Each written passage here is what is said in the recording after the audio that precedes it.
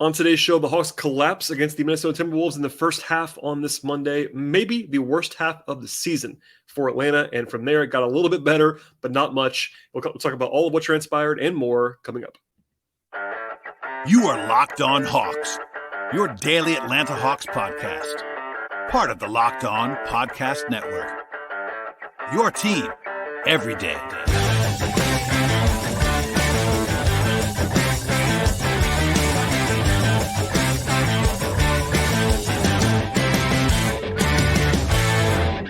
Hello, friends. Welcome to episode 1430 of the Locked On Hawks podcast. I am your host, Brad Rowland, coming to you on a Monday evening into Tuesday. And thank you for joining us, as always, on today's podcast. And today's show is brought to you by Ibotta. Ibotta gives you cash back on 100 grocery items right now. Ibotta is also giving our listeners $5 just by trying Ibotta by using the promo code LOCKED when you register. Go to the App Store and download the free Ibotta app right now today. Also on the podcast, I want to encourage you to make us your first listen here at Locked On Hawks each and every day. Check us out across your podcast platforms, Apple Podcasts, Spotify. We're also on YouTube, Google Play, etc. And I do really appreciate everybody checking out the podcast. Obviously, the vibes are not great on this particular evening as the Atlanta Hawks lose at home by a final score of 136-115 at the hands of the Minnesota Timberwolves. And not a great performance, to say the least, for Atlanta. It's the first time they've actually seen Minnesota this year, and they actually entered this game with the same record and the same net rating as the Wolves. Obviously, that did not matter in this spot. With the loss, the Hawks have now lost 2 games in a row and also get below 500 again, the first time in a few days, and they were down by as many as 23 in the first half, and it just spiraled out of control from there. And frankly, I have to start in one place, and that is that I would argue that the first half of this game on Monday, March 13th, was the worst half of the season for the Hawks. Now, I wouldn't disagree with a couple other nominees in this category, but I'll just say this to set the stage a little bit here. This is a good spot for the Hawks on paper in a lot of ways. You know, I'm always, if you're a recurring listener, you will probably know this, but I always want to give you a lot of context as to what is happening in Hawks land, rest, injuries, etc. The Hawks were at home in this game. The Hawks were on normal rest in this game with a day in between games and no travel between games. The entire roster was available and healthy for this contest. They're also playing a team, again, that had the same record and same net rating than the Hawks did. So it wasn't like they were facing a team that is like a lot better than them by any means. And with all that kind of thrown into the mix, on top of the fact that Karl-Anthony Towns is out for Minnesota, etc., the Hawks were favored in this game by 4.5 points at tip-off at FanDuel, our friends over there. And I say all of that because the Hawks were down by 24 points at the half. And it was pretty embarrassing, honestly. I don't use that word lightly. I think it was actually embarrassing the way they played in the first half of this game. On offense, the Hawks had 11 turnovers in the first half. That's almost as many as they average for a full game. That's really bad. They were also 1 of 10 from 3. Now that I would not call embarrassing. Like shooting variance happens. That's not something you could just like fix, but it didn't help things, obviously. And they ended up scoring well below a point per possession in that first half. Really, the only positive on offense was Trae Young and maybe the rebounding, but that was kind of a mixed bag for sure. Defensively, they were also awful. So a lot of that was because of the turnovers, which is certainly where offense leads into defense, and that directly led to 13 points for Minnesota. But it was still awful from the Hawks defensively in the first half. Minnesota wasn't like scalding hot. Sometimes like a team will just make every shot. They were shooting pretty well, 40% from 3 in the first half. That's totally normal. But Anthony Edwards, their best player in a lot of ways, was 5 of 12 from the floor and 0 of 5 from 3 in the first half. And the Hawks were still getting blitzed this badly. The Wolves shot 73% inside the arc. They had 48 points in the paint in the first half. For comparison's sake, Minnesota is a good team in points in the paint, and they average 54 per game. 48 and a half is ludicrous. Minnesota had 24 assists in the first half. They only averaged 25 and a half for the game. They actually missed 6 free throw attempts in the first half, where it would have been even worse than the 135 defensive rating the Hawks had. So essentially, aside from Trae's offense and maybe some stuff from Okongwu, it was truly a catastrophe in the first half. I don't want to overstate that. I think people who listen to this podcast regularly will know that I am not someone who comes on here and rants and raves, loses my mind. But the Hawks were truly awful in the first half of this game.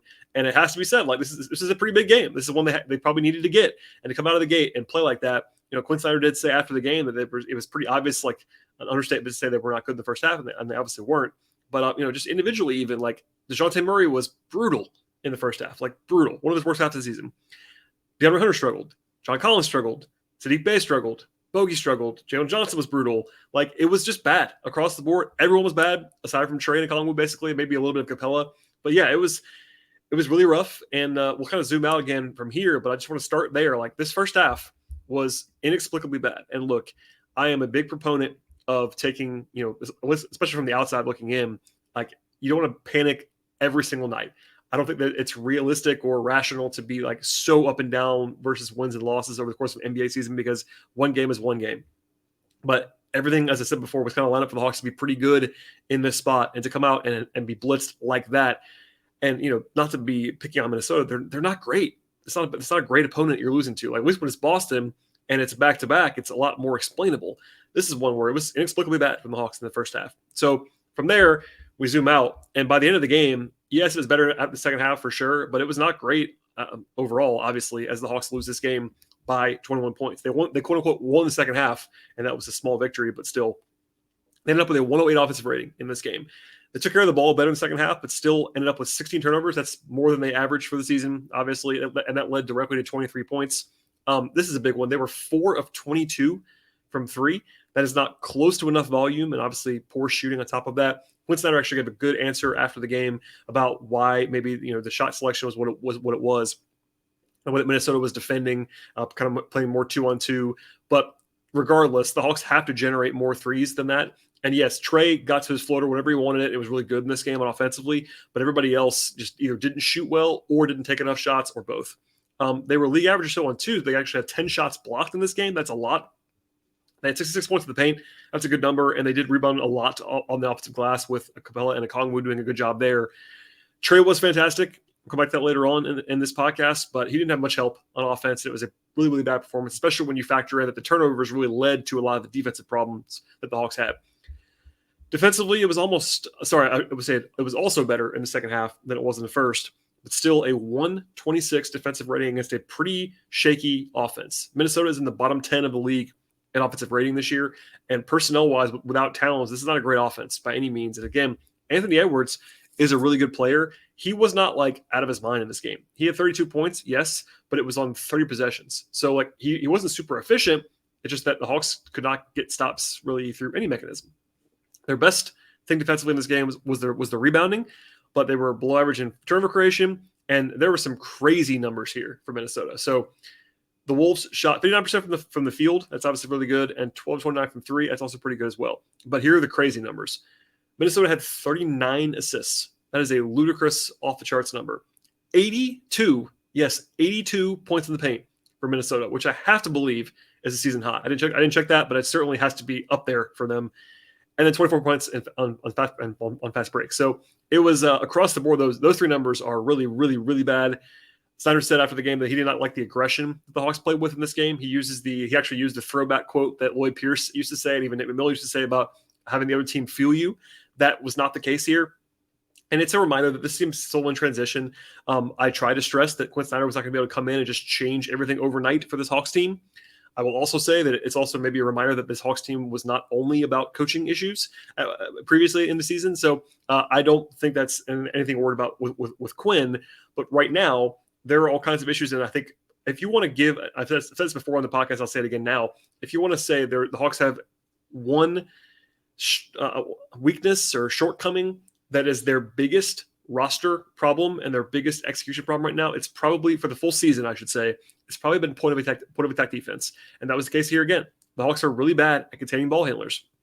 And yes, they have some guys who are reputationally pretty good defenders on the perimeter in DeJounte Murray and DeAndre Hunter, but they don't fix everything, number one. And number two, Murray is playing below that level, to be kind. Trae has been better recently, but he's still Trae Young. He's still not a great defender. Bogey and Saddiq Bey are bad defenders. They don't have personnel that's great, but they're also not playing well enough. Both can be true, and I think defensively in this game, it was pretty embarrassing in that first half. I think Snyder he didn't go that far, but he was certainly not thrilled with the defensive performance in the first half, and that kind of bled into the rest of the game overall. So it was offensive failure, defensive failure, and a first half that, like, again, I'm not hyperbolic, but that's one that is certainly that you want to forget. And the Hawks now have to regroup after this performance. But it's one that, in the middle of the standings, in the middle of the race, in the playoff race here, they only have 13 more games left. And to have a half like that in a game that they probably needed to win at home is disappointing for sure. So I'll leave it there for now. And we'll come back to sort of how this game unfolded and how it sort of all broke down player-wise. But that's the top line thought here, is that the first half was just about as bad as it possibly could have been. And that kind of put the Hawks in the situation where they had to be pretty much perfect after halftime to erase that. And they were not perfect. And the end result was what it was, in a lopsided defeat at home. All right, we'll get into more of what transpired in this one. But first, a word from our sponsors on the show today. Today's show is brought to you by Ibotta, and we're always throwing money at something. School supplies for kids or a new house project, the list goes on. But it's time to stop spending that hard-earned money that you have without getting anything in return, and the answer to all of that is Ibotta. With Ibotta, you can earn cash back on every shopping trip, and they give you cash back on hundreds of grocery items, that from produce to personal care to pantry goods and more. You link your loyalty account or upload your receipt after you shop to get your cash back. It's just that easy. The average user on Ibotta earns $120 a year in real cash back that could cover the cost of an entire shopping trip, or maybe even buy a flight you've been eyeing, or go to the game that you're looking to go to, a fancy dinner, etc. A typical basket of groceries has $50 more expensive at the end of 2022 than actually at the beginning of the year, due to the inflation that's just happening all around us.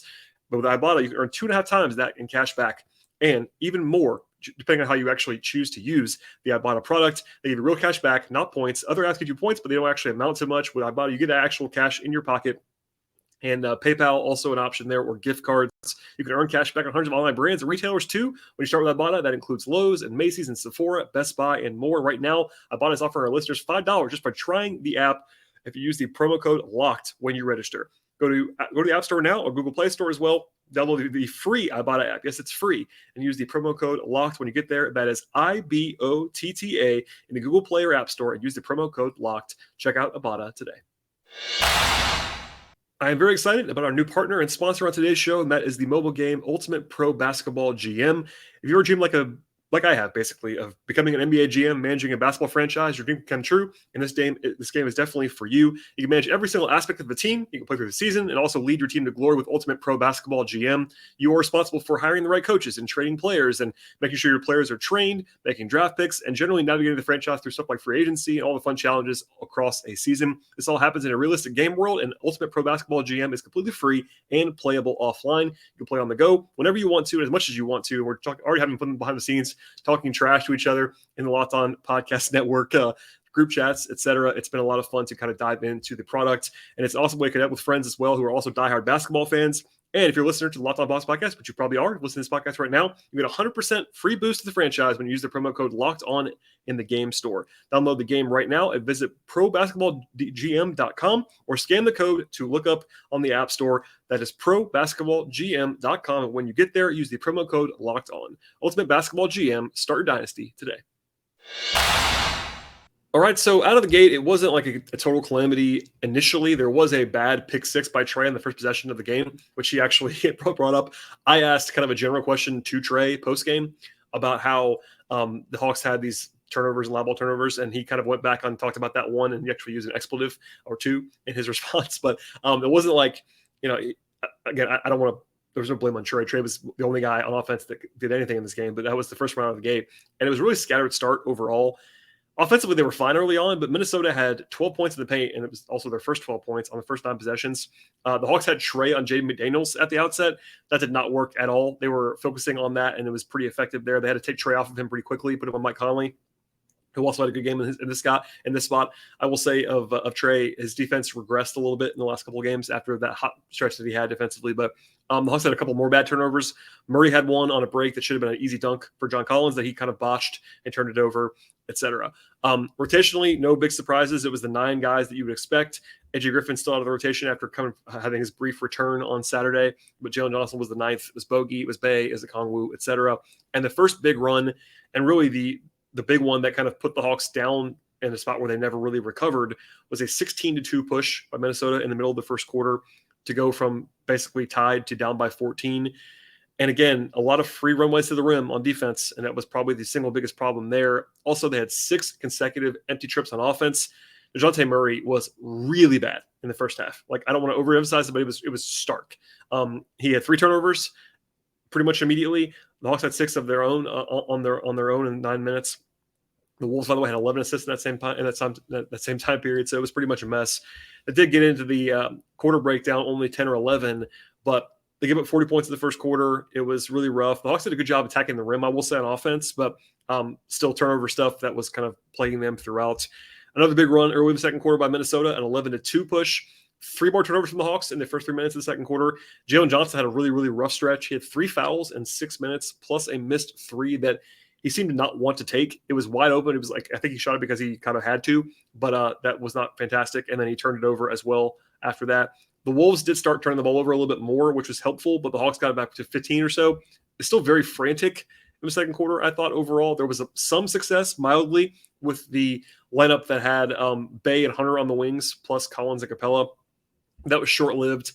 The Hawks were not making threes. Even Bay missed an open one. Trae missed an open one as well. And they get into the halftime break, down in a lopsided fashion. Again, I gave you all the stats before about the first half. It was really, really, really, really bad. Obviously, they had to be perfect after that. And Trae did come out of the gate flying in the third quarter. He had 9 points in the first 3 minutes. And that barely even cut in the deficit, though, because the Hawks just couldn't get any stops. Again, the offense was notably better. So was the defense. They were down as many as 28 in the third quarter. It felt pretty dead at that point. Now, the Hawks weren't totally done. They were down 18 late in the third. They actually had the one good stretch of the night from Murray in the fourth quarter. He made three jumpers in a row.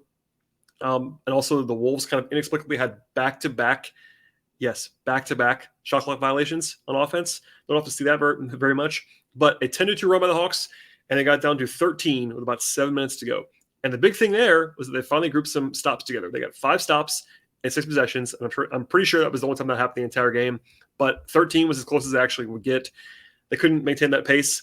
And then there was a possession. I'm not trying to pick on Sadiq Bey too much, but there was one that kind of made the rounds about Bey kind of going one-on-one in an ISO off the dribble against Kyle Anderson with Rudy Gobert also right there. That was never going to work.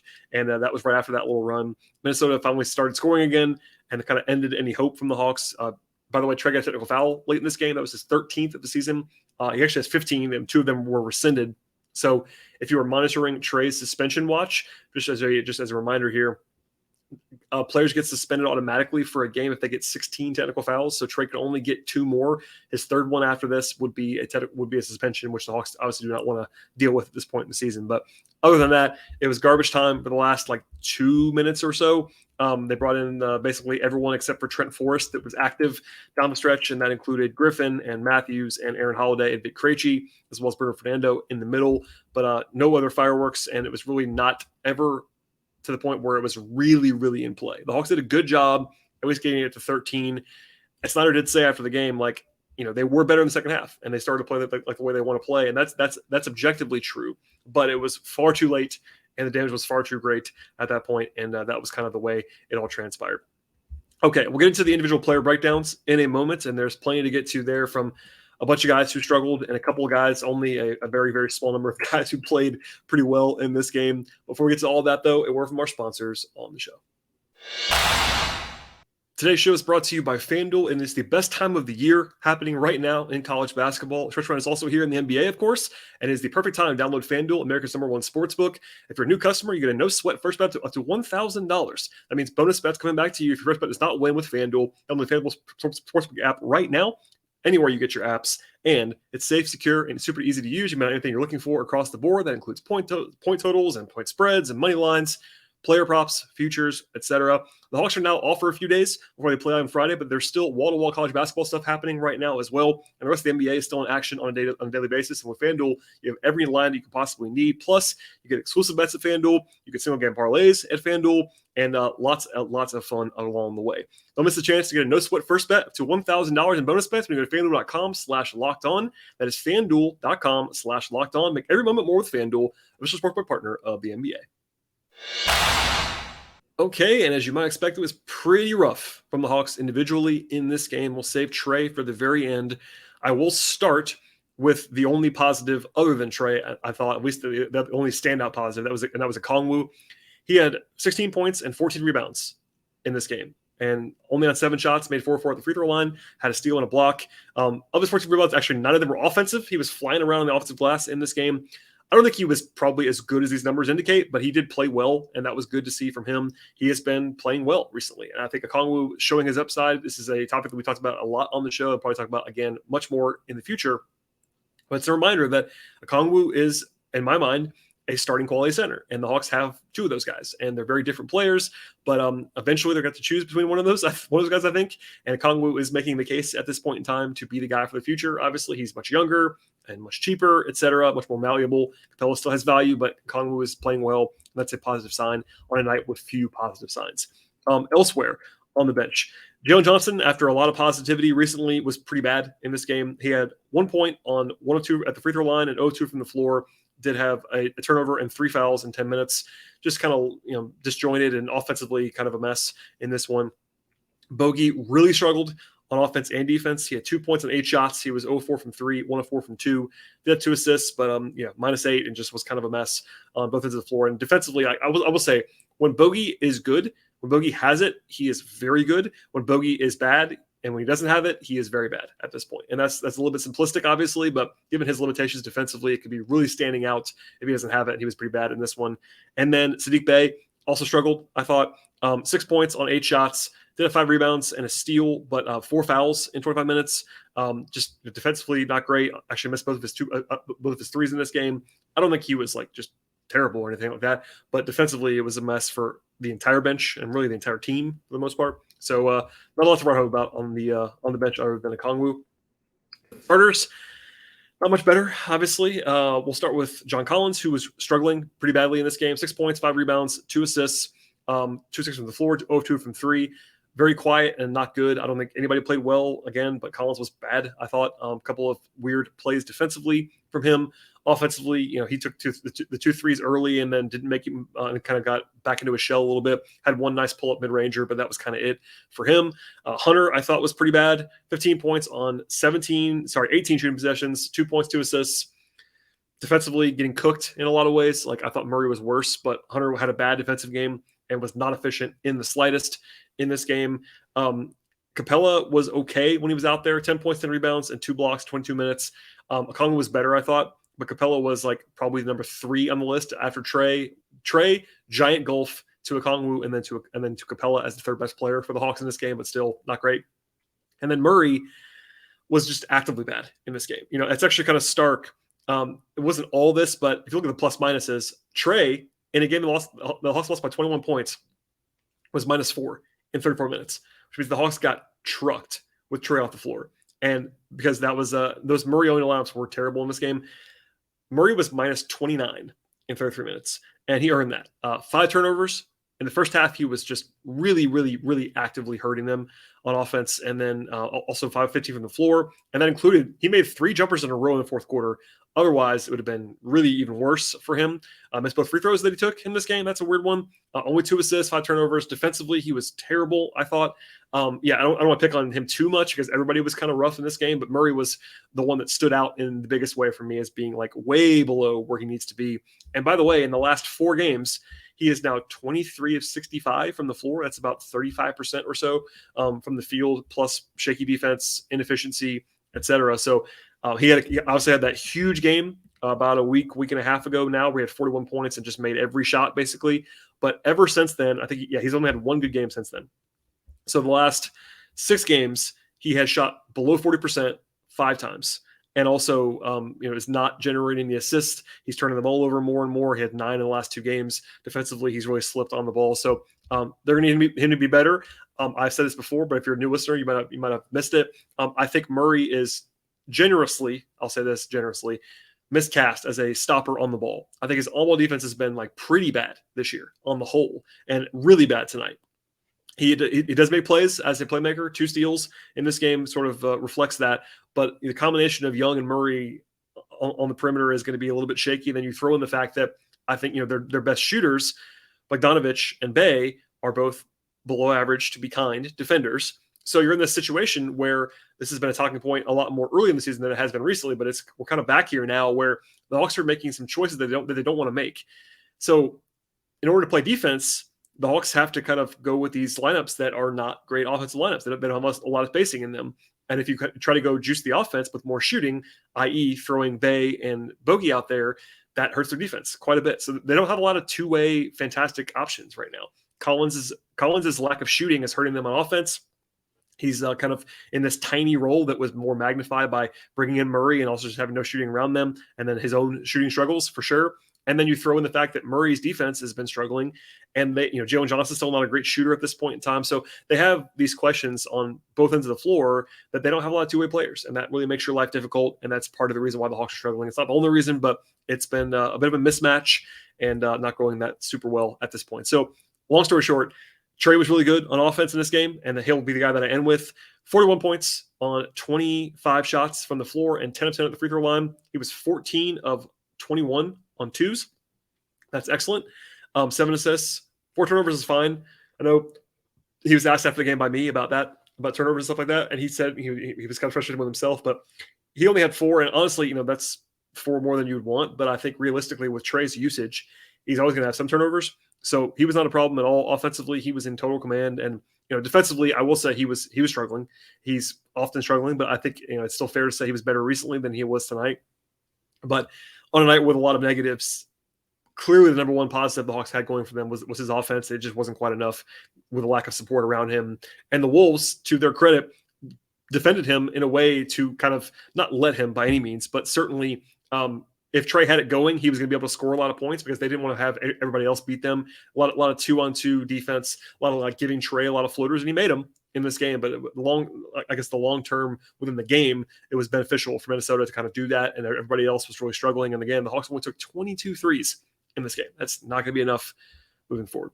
Okay, so we'll sign off at this point. But a reminder, the Hawks are now off for 3 days in a row. That can be good, I'm sure. That could also be, something to kind of wallow in how they've been playing recently. I don't know what to make of that. They're going to have the day off on Tuesday, and then they'll practice again on Wednesday and Thursday. As far as the standings are concerned, as I record this podcast late into the night on Monday, the rest of the East is done. So the Hawks are 2.5 games behind Miami now for the 7th seed. They are now 5.5 games behind Brooklyn and New York for the 6th seed. So the 6th seed has always been unlikely the last few weeks, but it's looking even more unlikely now than it was before. And, fortunately, Washington's lost 3 in a row, but Chicago's won 2 in a row. They're kind of getting back into it. Toronto's lost 3 in a row as well. So it could be worse. The Hawks could be, with their recent play, they could easily be 9-10 in the East, but they're still 8th with a game and a half on Toronto. So we'll see. We'll talk about all that later on in the week. But, the loss, they're kind of in their own mini tier now as the 8th seed in the East at this point in time, which isn't going to satisfy anybody. But, I got a question tonight, and we'll probably talk about it more in the future about can Quinn fix this? And it's like, well, yes, he certainly can. I think Quinn Snyder is still the same guy they hired. He's really, really good. But he also, and I said this at the time of the hire, he's not going to be able to do it on his own. No one is going to be changing the world. I think, generally speaking, people probably had a little bit too high expectations for what Snyder was going to be able to do right away to overhaul things in the blink of an eye. And a lot of the signs have been positive. They're doing better things. I think he's good at explaining things as well. I think he's been good with the media and the way he's talked about things and the way he's implementing things. But he'll even say, he's kind of alluded to it, you can't just change everything overnight. And they're trying to build habits and trying to look long term while also trying to win in the short term. And it's a difficult balancing act. But in the moment, he can't fix it all. I think they'll have some roster changes for sure in the future. No matter what happens this season, the rest of the way, they're going to have somebody going to go out the door. I think I'll say that now with pretty much confidence. I think I'd be shocked if the Hawks just ran it back next year. But, we'll get back to that more in the future. But it was one of those frustrating nights when a lot of existential questions are being asked. And I totally get it because the Hawks were that bad in the first half of this game. And it was pretty frustrating as a result. So from here, the Hawks will play on Friday again. It's the Warriors coming to town. Golden State, in short, has been a terrible road team this year. This is not a joke. At this moment in time, the Warriors are 7-26 in road games. They have a worse road record than the Jazz and the Thunder and the Blazers and the Hornets and the Magic and Indiana and the Bulls, etc. So that's one weird thing there. They're obviously still very talented, but that's a game that we'll talk about more later on in the week. My plan in between games, I will have at least one podcast. It might be more than that, but I'm also going to be very busy with the NCAA tournament ramping up, so keep an eye out for that and also be patient. I will do as much as I possibly can on the podcast feed, but I do have responsibilities covering the NCAA tournament, so keep that in mind when you're yelling at me for not having enough content in the next couple of weeks. Anyway, I can assure you I will have at least one show between now and the game on Friday. So please subscribe to the podcast anywhere you get your podcasts, Apple Podcasts, Spotify, YouTube. Google Play, etc. Please leave 5-star ratings and reviews, nice comments on YouTube and places where you can do that. Likes, auto downloads are fantastic as well. Follow the show on Twitter at Locked On Hawks. Follow me on Twitter at BT Rowland. Follow my Patreon work on the written side at patreon.com/BT Rowland. I do appreciate everybody listening to the podcast, especially if you made it this far. I know that people don't always like to listen after losses, but this is one of those ones that's just kind of a frustrating one to watch, consume, cover, discuss, all that, all the way around. So hopefully we did a decent job of covering the sort of the big picture on this podcast. Again, thank you one more time for listening to the podcast, and we'll see you later on this week.